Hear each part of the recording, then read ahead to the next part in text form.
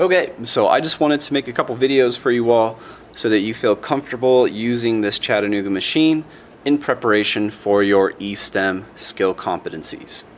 So let's just take a peek at the kind of home screen here. Once you turn the machine on, this is what you'll see. So let's kind of walk through the process here of selecting something like TENS. So we're going to look at this home screen and we're going to select the button that talks about electrical stimulation. And then it brings you to this next screen where you're actually going to have to choose which modality that you are going to apply to your patient. So if we're going to be doing something like TENS, either high rate or low rate, we're going to select symmetrical biphasic because that's the waveform. So we're going to put our finger over this button and we're going to push that one. Okay? So then we're going to hit this edit button down here at the bottom. And then it brings you to the screen where you can actually set the parameters. So let's think about just kind of the left-hand side of the screen for now, okay? So if we're gonna do something like high rate TENS, remember that high rate equals high frequency. So we're gonna have to adjust our frequency here. And remember that our frequency for high rate TENS is gonna be anywhere from 100 to 150. So we're going to lift this all the way up to 100. And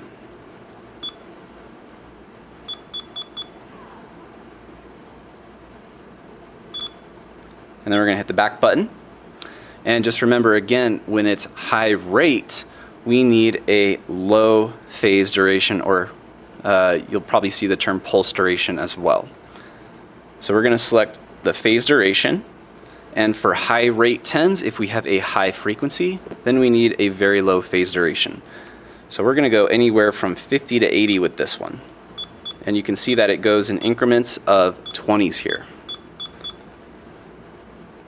So I'm going to stay right at 80. And again, remember why we're using high rate TENS. This is for acute pain, and we're not going to see any type of muscle contraction with this.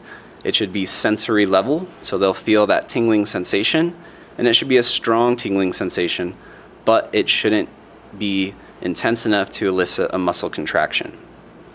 And then everything on the right-hand side of the screen here, we can definitely mess with the burst frequency. We can mess with the frequency modulation, and we can also mess with the amplitude modulation. But for now, we're not going to really discuss those parameters. Those are a little bit higher level, and once you feel really confident using TENS, then you can start to mess with those other parameters there. The last few things that we have to check off here is the cycle time. So just remember that when we're using TENS applications, we're not setting a cycle time of 1 to 5 or a 10-second on, 50-second off. We're just going to do a continuous treatment. We want the unit to be on the entire time. 20 minutes looks good to me here. And then at the very bottom, I'm going to roll this away a little bit, you start to dial the intensity up using this dial here. So remember, whenever you start to increase that intensity, you're going to educate your patient and say, let me know when you feel that tingling sensation. And then as soon as it gets strong, you're going to hit the start button down here. Okay, so the start button way down here.